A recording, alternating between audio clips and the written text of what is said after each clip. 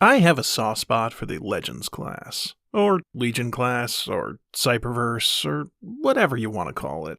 It's had different names over the last few decades, but you know what I'm talking about.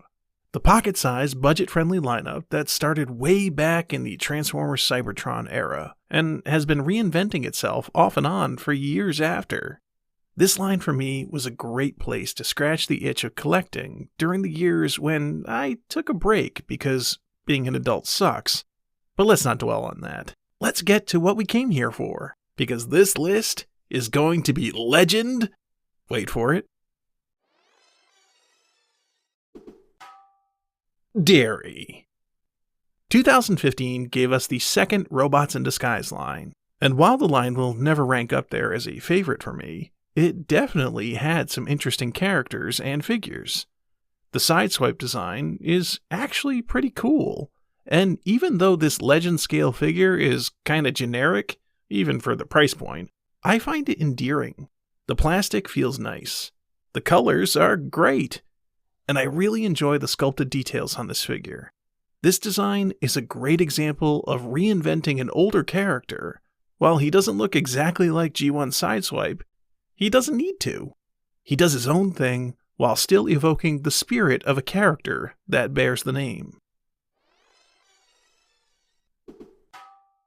Growing up at the latter end of G1, I actually owned quite a few Micromasters, and to this day, I love it when those guys get a reference now and then.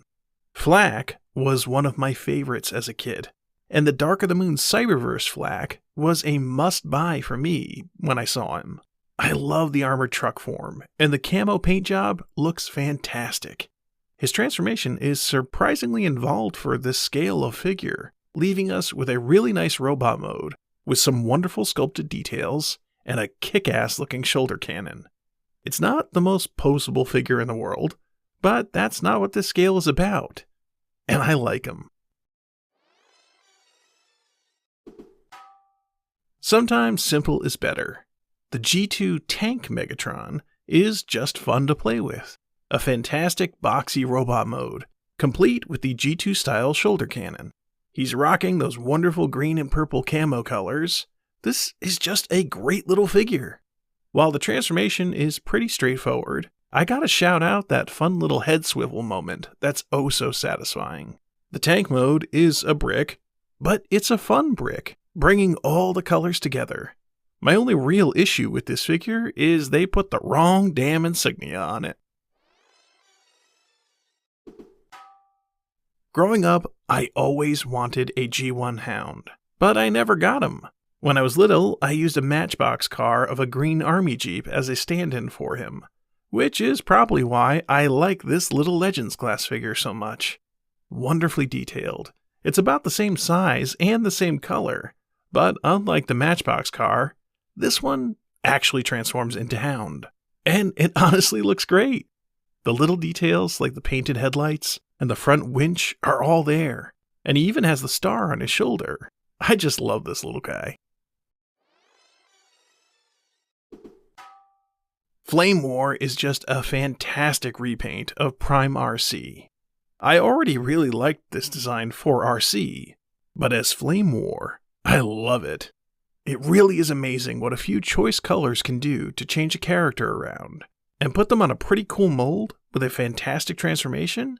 Yeah, her motorcycle mold is still one of my favorites to this day. The flames look incredible shooting down the side of the bike, contrasting well against the deep purple colors. If you like this content, you should consider supporting the channel. That was awesome, Motormaster. Thank you. And if you don't support us, I will head straight to your home, take my sword, and drive it into your... Okay.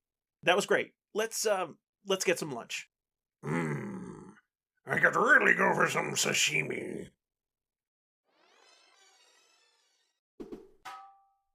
Windraiser, or Cutthroat if you will, is just a cool-looking Legends class toy. It still amazes me to this day that they managed to sneak a combiner into the line. But what's even more impressive is that these guys, as individuals, weren't really compromised much to do it. Windraiser is probably my favorite design of the group. I love the huge wingspan and the fantastic colors on this guy. Just a fun figure all around. Look, I know there are better Warpath figures out there, but I love this little guy. The colors are great, the H-Tank design works really well, and the transformation is really fun. It's a beautiful update to Warpath, while keeping him at his Minibot roots.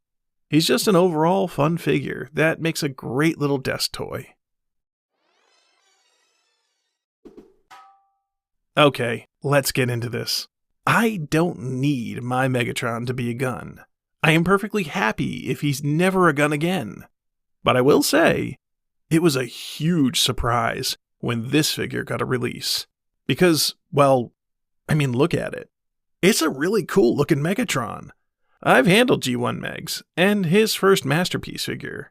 They are not very good toys, in my opinion. So many compromises. But this little dinky Legends class Megatron somehow pulls off both the robot and gun mode really well, utilizing a fantastically innovative transformation that I would have never expected at this scale. Prime Cliffjumper is such a good looking design for the character, and while I kind of regret not getting his original toy, I really like his Legend scale figure. The vehicle mode is slick, and even has the little horns on the hood of the car. His transformation is incredibly fun, the way the arms fold out in such a unique way from the car hood. And though the robot mode is a bit too blocky, I still really like the look of this figure. Finally, we have my favorite Legends figure, Cybertron Skywarp. I love this little guy. The Skywarp colors look incredible on this design, and even though the head doesn't match the bigger version, I really like this figure. Beautiful colors, decent articulation, and it has the flip-out blade and blaster on his arms.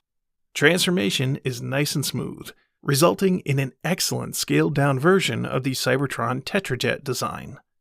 This mold is just so fun to mess around with, and it looks incredible as Skywarp.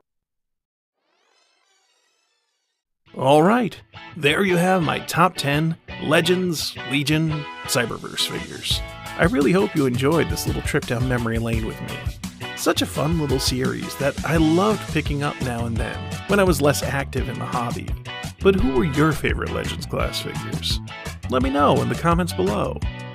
But until next time, thanks for watching, and try to stay happy.